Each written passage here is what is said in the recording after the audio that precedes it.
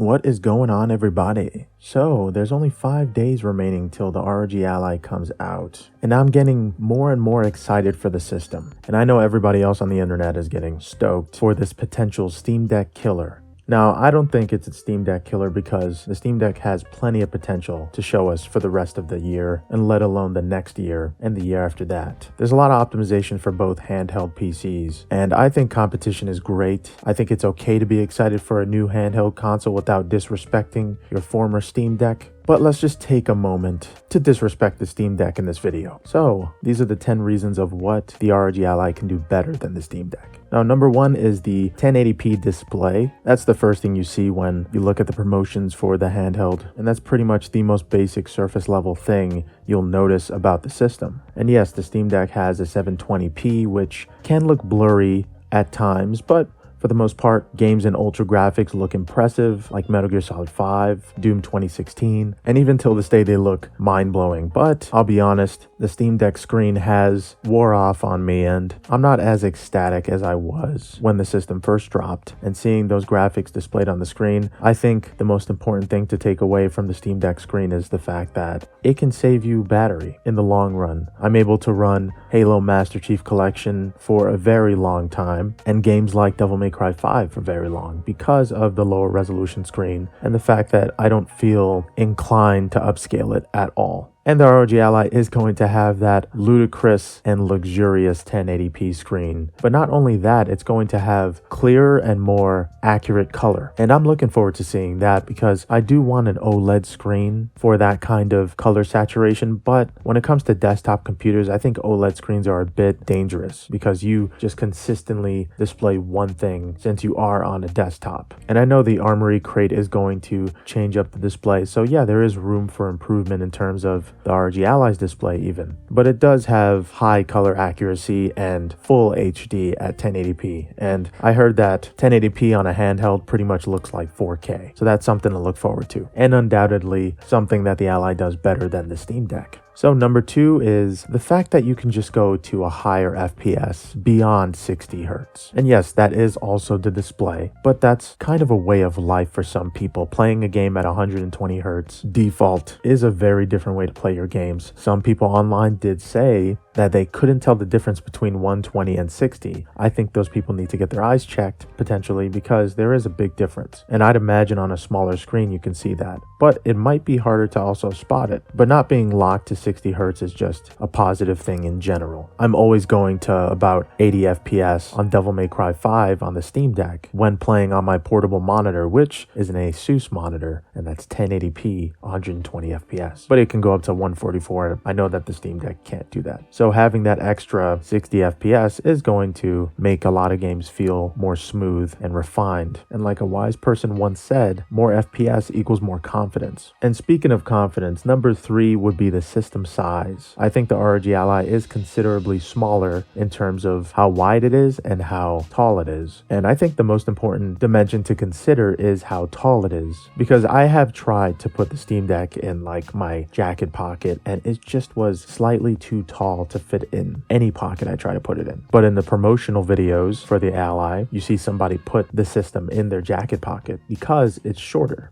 and just more flat in general. So having the confidence of just laying the system around, not worrying about if it's going to topple over, even though with the mod case for my Steam Deck, I put the system on the car dash and it just doesn't move because the grips are just so awesome. So if you do have the mod case, you probably don't have to worry about the system breaking or falling over, because the mod case is incredibly high quality. So I kind of hope that eventually somebody makes an ROG Ally case that sort of makes the points and ends of the system a little more rounded to make it easier to hold, but also keep the flatness of the system, because that is one of the best features of it. And there seems to be some people, like in the channel Linus Tech Tips, that unanimously agree that the Ally feels better than the Steam Deck, mostly because of the system size and its weight. And I'm also putting this in number 3. The system weight is very important. With the Steam Deck, sometimes while playing for over 2 hours, I would get tired. And I know a lot of people are going to say, but for most games, you can only play an hour and 30 minutes. Well, not with the settings that I set. I get about 4 hours on certain titles, and you've seen in the previous videos that I get 3 hours on most. So playing the system for more than 2 hours, honestly, for the first 6 or so months, my arms started falling asleep. You know, I don't know if it's some kind of underlying disease, but every time I have my elbows on something, my arms start to kind of fall asleep, especially while playing the Steam Deck for more than 2 hours. So having that lighter weight handheld PC would be a great thing and a lot more convenient to play on the go for longer periods of time when I do find those settings that'll let me play for more than 3 hours. Now moving on to number 4, game compatibility and Windows. Now there's some videos out there saying that Windows isn't compatible with most games. That is partially true. There are some games out there that are just straight up not compatible at first when you try to play on a Windows gaming laptop. But for the most part, general compatibility and appeal is there for bigger AAA companies. So you are just going to get that general compatibility, and you most likely won't have to wait a few months to see that game running well on the ROG Ally, opposed to waiting for a game to get either playable or verified on the Steam Deck. And honestly, I've been waiting so long for Returnal to become playable on the Steam Deck, and I know possibly that day may never come. But since the Ally is Windows, I know initially that people were installing Windows on their Steam Deck and getting Returnal to run a lot better. So I have that general hope of Windows fixing these kind of issues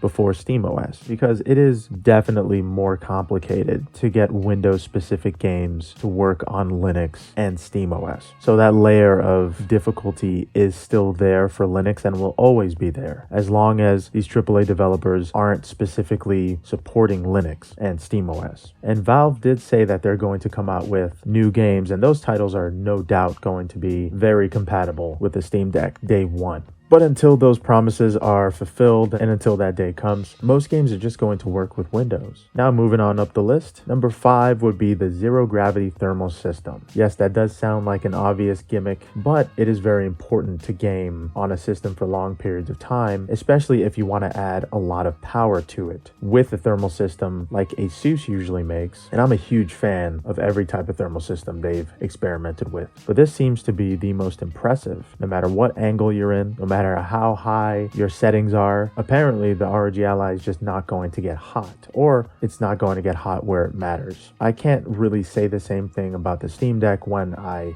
boost the performance and the graphic settings. The system usually starts getting pretty hot, but because the system is a lot longer than most, you don't feel it until later. But honestly, if you're in a smaller room or a hallway, you kind of start to feel the heat naturally, and it gets your general area kind of toasty pretty fast. So I'm interested to see how this new thermal system that ROG is going to implement in the Ally will absorb the heat and dispense it. And from a lot of reports I'm seeing that people are saying the system itself doesn't get too hot, but the air that it's blowing out is pretty darn hot. Because there are 2 fans with the thermal system, it's most likely going to appropriately cool down the system at any given time, especially when it matters. And that's when you bump the graphics up to 60 FPS, the resolution to 1080p. The main reason why I got the cooling fan from JSOX to attach to my Steam Deck is because the system would reach 90 degrees Celsius. That is ridiculously hot. And that's from displaying in 1080p. So if you think the Steam Deck is natural at just displaying 1080p, you're completely wrong. The system will possibly melt before it just regularly dishes out 1080p. But because the ROG Ally is made for that and the thermal system is a lot more impressive, I'm not going to have to worry about attaching a big ol' cooling fan to the handheld PC itself. And I think that's a feat all on its own. And naturally, number 6 would be the silent fan. Whenever you do crank up your Steam Deck to any quality of life setting to make your game run slightly better, or if you have a portable display with 120 Hz and 1080p like I do, you bump up the graphics to 900p, the FPS to 120, and then all of a sudden you just start hearing this whining noise. So you have to naturally crank up the volume. And playing the Steam Deck at nighttime, if you have a significant partner, they're most likely going to be annoyed or not going to be be able to sleep. And I've run into this issue multiple times. That's why putting the wattage down was important to me, because it did silence the Steam Deck for the most part. So putting the TDP to 4 or 5 watts makes the system very silent. But what doesn't make it silent is playing at the FPS you actually desire with the resolution you desire as well. Anytime I go up to 60 FPS handheld, the system starts whining. And in due time, you won't notice the whining as much as, say, the first 4 months, but it's still loud, especially if you're in a quiet room or in a room with someone that's trying to focus on their work or any activity that requires silence. With the ROG Ally's silent fan, there's a ton of reports out there saying that even when they put the graphics to 1080p, ultra, 60 FPS, you basically can't hear any noise coming from the fan. And some are even comparing the silence to the Nintendo Switch, which is honestly hard to believe, but listening to the recordings and how silent the fan actually is, I can't help but believe them and just get more hype for this system in terms of how portable it actually is. Honestly, bringing my gaming laptop anywhere like a library just gets me self-conscious, because this Alienware laptop, even though it does cool itself appropriately, it has a lot of beefy hardware inside which it needs to cool, so the fans kind of boost up, filling the room with noise. And the Steam Deck is not much better, especially if I want to play on my portable monitor at a library, or if I just want to play in a subway. People will start to notice that the system is making a lot of noise, as if the size wasn't distracting enough. So yeah, having a smaller system with a more silent fan like the Ally's is going to be a welcomed change. And number 7 would be, of course, the Z1 Extreme 8-core CPU and the RDNA 3 GPU inside. Or in other words, just the amount of future proof that you're going to have inside of this small device. The fact that the Ally is packing this kind of hardware in such a small and silent form factor is just generally appealing to anyone. But not only that, adding to this number on the list, this kind of tech is just going to be readily available to anybody at your local store or the Asus website. So it's going to be easier to get your hands on this device. But just the future proof that this handheld device provides is one of the most appealing factors about it. And sure, a lot of people are saying on paper it looks better, but in practice most likely not. Well, I think if you were to compare the ROG Ally to the first day that you had the Steam Deck, you would most likely think that the ROG Ally is more refined and well optimized for games than the Steam Deck is, because you can't even dock the Steam Deck very well. Meanwhile, the ROG Ally has an entire port devoted to docking to an external GPU. It can not only dock well, but it can dock to this ridiculously powerful external hardware to make it run better than most things. But of course, you need to spend $700 to $1,500 on this external dockable GPU, which most people probably won't do. But there will be a few guilty parties that are going to go to Best Buy and ask for it on day one because, well, they've already waited a month for this pre-order and they have a whole lot more money to spend. And honestly, the portability of the ROG Ally and the external GPU kind of make it this new lightweight high-tech accessory. But personally, I have a gaming laptop, so I'm just not going to get that external GPU. To anybody that decides they want to get it, more power to you. But going back to the CPU with 8 cores, multitasking in general is going to be so much easier on the ROG Ally. And the fact that it's running Windows in the background just makes things that much more compatible. I don't know if you guys use this, but I use a media player called VLC. And I was trying to use it with the Steam Deck, but for the most part, it just didn't work right. For some reason, it just used too much RAM or too much CPU power, to the point when I booted up VLC and a game simultaneously, it would most likely crash the game. I had to get a Linux specific music player called Strawberry in order to get the system to at least play in steady frames. But with the Ally, because of the CPU power, you don't have to worry about that with most music or media players, or if you're just multitasking to multiple screens. I see that as a more realistic thing with these 8 cores provided in the Ally. And of course, with the RDNA 3 graphics, we're just mainly going to have a lot more future-proof scenarios provided to the Ally. And sure, there aren't too many games that support RDNA 3 as well as they should, but we're going to see a lot more of that in the future, and that's all that matters. And that's the main reason why I'm getting an ROG Ally, because I wanted another Steam Deck to install Windows on, but I also wanted a more powerful and different device to potentially give me that future proof that I wanted from my current Steam Deck. And while I'm at it, I'm just going to throw in the ROG Ally doesn't use shader cache, and that's a bad and a good thing, but for me, that's an extremely positive thing. That means that I'm not going to have any limits with my internal memory. Right now, the shader cache is taking up 500 gigabytes and growing on the Steam Deck. I have a 1 TB internal M.2, and as of right now, I only have 30 gigabytes remaining. And of course, I put a lot of games in the internal drive, but 500 gigabytes just isn't there because of the shader cache. And yes, there's a lot of positives to it, but 500 gigabytes of shader cache? That's a negative that's very hard to argue with. It's almost like I have 500 gigabytes of data anyway. So in terms of replacing your internal memory, not having any shader cache would be a welcome addition or a welcome subtraction, at least in my case. But that leads me to the next positive detail on the list. And I honestly think it's the ROG Ally's secret weapon in terms of replacing your internal M.2 memory in the easiest ways possible. And that would be cloud recovery. ASUS recently came out with a BIOS update that enables cloud recovery on the ROG Ally. That basically means all you have to do is open your ROG Ally, take out the M.2, replace it, boot the system up again after you closed it, and there will be a cloud recovery option to automatically install the Windows OS back into your new M.2 SSD.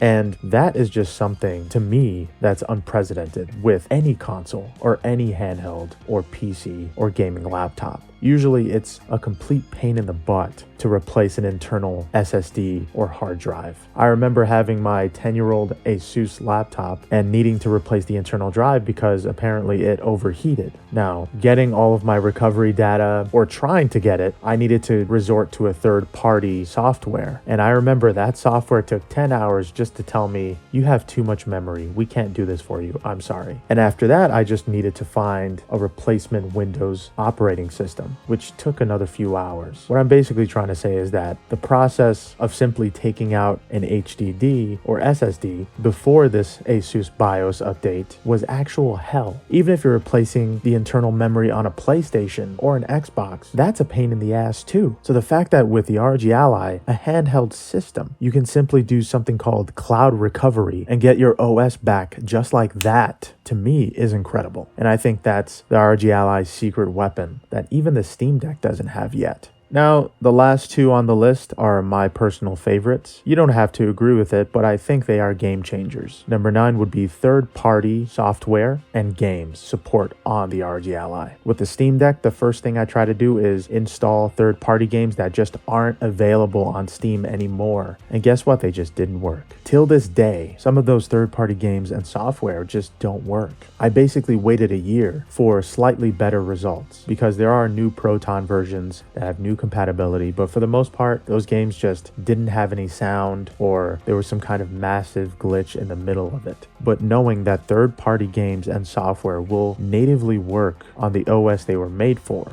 getting games like X-Men Origins Wolverine, The Amazing Spider-Man to work on these systems will be a massive plus. And other software like Sony Vegas, Premiere, all of those different tools you can use on a Windows PC opposed to a Linux PC will be readily available to use on the ROG Ally. And I think that is an absolute game changer because sure, you don't have the implemented TDP or battery life controller that you do on the Steam Deck, but there are plenty of third-party tools that can let you do that, and sometimes more efficiently. So just doing a bit of research, which I love to do, is all you have to do to make it work probably as good, if not better, than the Steam Deck. And I think that's a tall order to fulfill on Valve's part, taking over any third-party software and just making their software the ultimate go-to on their device. When you think about it, is almost an unrealistic goal because there are so many facets of the internet, hackers, modders, that have worked tirelessly over the past 10 years to perfect specific software. Honestly, Armory Crate seems to be working fine now, but I use a program called Rewast, or REWASD, and I already have a premium subscription to it. And I've been using that on my Windows gaming laptops for a long time because I just love the customization that you can add to your controller. And I remember when the Steam Deck came out, my first question was, will Rewast work with it? Because I've been using that for years, and that's what I'm familiar with. Now, of course, the answer was no, so I was stuck with Steam Input. And yes, a lot of people are saying, wait, stuck with Steam Input. Steam Input is amazing. Most of the time, not really. I've had a lot of issues with Steam Input. A lot of people are saying it's the God controller, it's this, it's that. Yes, it has a lot of cool gimmicks and a lot of cool things that you can implement into your controller. but there are just some times where Steam input just simply doesn't work. And that's the reason why I went to Rewast on Windows, because Steam input would give me so many issues. So what I simply did is I turned Steam input off and I just made Rewast start on startup. And that worked for me for most games, but more importantly, it worked on third-party titles and software. And I'm going to be counting on that software on the ROG Ally if all else fails. If Armory Crate isn't as good as it says it's going to be, but I know Rewast eventually has support for most, if any, controller. And the ROG Ally's controls are probably going to be a part of that. Some people are saying that Windows picks it up as an Xbox 360 controller, so I probably don't have to worry about that. Because a lot of the time, even if I'm using a Series X controller, I make it known on the PC through Rewast as an Xbox 360 controller, because that's just a configuration that's compatible with most third-party games, especially the older ones like X-Men Origin Wolverine. And finally, we are up to number 10, and you're probably asking yourself, what the hell is number 10 going to be if you think it's better than cloud recovery and third-party titles in general? Well, I think emulation is a whole lot better on the ROG Ally, and it's going to be a whole lot better than it currently is on the Steam Deck. Now, I've seen a megaton of YouTubers playing games like Metal Gear Solid 4 Guns of the Patriots on the ROG Ally. And I know in those videos they have it plugged in, but as time goes by, there's no doubt that the software is going to get better and it's going to match up to the hardware. So playing emulated titles on RPCS3, Xenia, Ryujinx, Yuzu are just going to be so much easier with that extra boost of CPU cores. And I even see some people playing games like Infamous, which I didn't even get to work on my gaming laptop. So I'm fully prepared to tinker around with these emulators to eventually get games like Metal Gear Solid 4, Infamous, Red Dead Redemption, and especially my favorite, Ninja Gaiden 2 for the Xbox 360 to work on this device. And yes, that will be the first thing I do on the ROG Ally. Put all the games I couldn't emulate on the Steam Deck onto this device. Like Heavenly Sword. For some reason, that game just doesn't work on the Steam Deck. There seems to be a CPU core issue. The Steam Deck just doesn't have enough cores to play most PS3 titles, like Captain America, Super Soldier, and even Shadows of the Damned has a really tough time keeping a steady FPS for most of the game. So yes, for the most part, I am going to be playing a ton of Xbox 360 and PlayStation 3 games on my ROG Ally, and upscaling it to 1080p is going to be next level. And if you're already thinking it, yes, absolutely. It's going to play Nintendo Switch games a lot better than the Steam Deck can. But I'll give credit where credit is due. The Steam Deck does play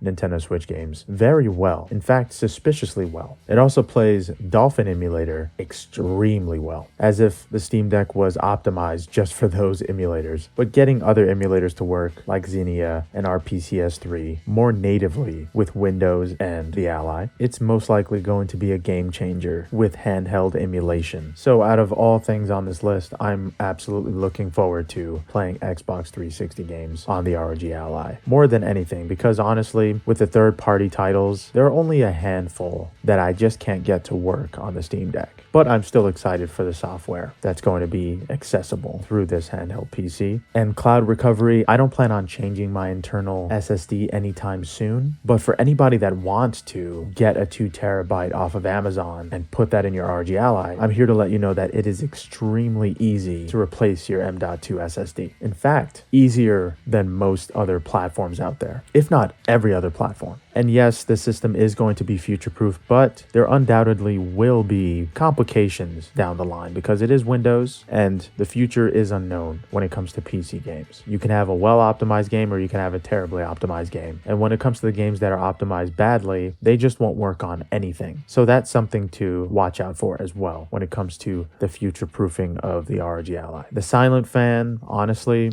the Steam Deck fan didn't bother me too much, but it is going to be a welcome luxury. But I always plan on pushing hardware to its limit and then some with anything that I get. So even if they say that they're going to have a silent fan, most likely with what I'm going to do with this device, it's not going to be silent for long. The thermal system, same thing goes for that. It's most likely going to heat up with what I'm going to do with it. And that's going to be emulating, modding. Oh, and in case you're wondering, yes, third-party software also means modding. So I cannot wait to mod all the games, like playing Resident Evil 2 in first-person mode. I've been wanting to do that since the mods that I installed on my older Asus laptop. Game compatibility with Windows is a general positive thing, but yes, it's going to have its complications as well, just like with any platform. The system size, maybe I will use this system naked for a while just to appreciate the system size, but if a mod case comes out for the ROG Ally, I'm probably going to be tempted to shift over to that and ditch my travel case. I'll be honest. So the system size is going to be a positive thing, but for me, if a mod case is available from JSOX, not for very long. The FPS is something that I'm almost equally excited for as much as emulation and third-party games, and it's just something that's better than the Steam Deck. I don't know for sure if it's going to be something that people specifically get the system for. I think they're just going to get it just to mention the fact that it can go up to 120 hertz. But most of the time, for battery's sake, they're most likely not going to want to reach 120 FPS for the most part. But plugged in, go balls to the wall crazy with that. Doesn't matter. With the 1080p display, that is something that's extremely important, especially when it comes to AAA titles. So I think the more they optimize Armory Crate and the software and drivers that are coming with the ROG Ally, the better experiences you're going to have with the 1080p display. And personally for me, while docking the Steam Deck, 900p is the resolution to go to. So I'm most likely just going to put games at 900p so it can kind of seem like it's 1080p but also work very well. But having that middle ground and that limit of 1080p is a very welcomed addition and a much needed luxury to have on a handheld device. But yeah, let me know what you guys think about this list. And what do you think is going to be better on the ROG Ally opposed to the Steam Deck?